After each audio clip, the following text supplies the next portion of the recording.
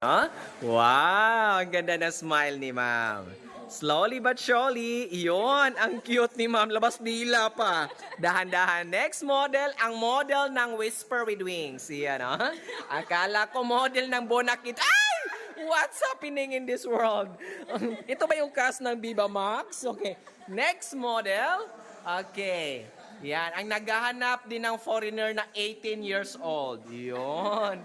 The very red lips. Kahit tunaw na yung foundation, yung lipstick, buo pa rin, di ba?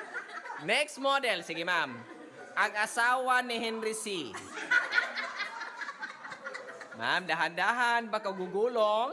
Yan. Akala ko ito tuloy talaga yung balak na mag-shade sa loob ng cave. Sige, ma'am. Dahan-dahan. Next model, ang former leader ng Zumba. Sige, ma'am. Yun, no? Okay, dahan-dahan, ma'am, ha? Kung mahulog, ma'am, o madulas, bangon agad. Okay?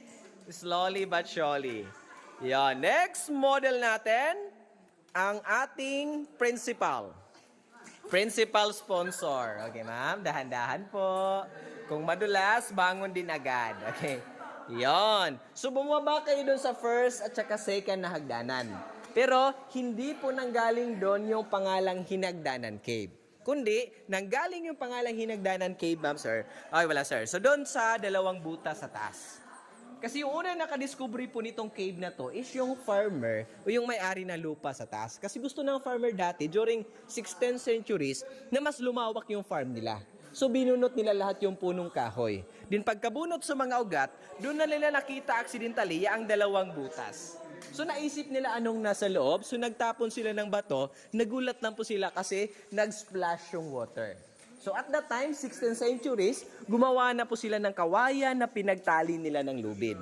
So in Ordea Lake, gumawa sila ng hagdanan. Perfect. Kasi kung nahulog yung farmer at that time, alam nyo na yung pangalan nitong cave.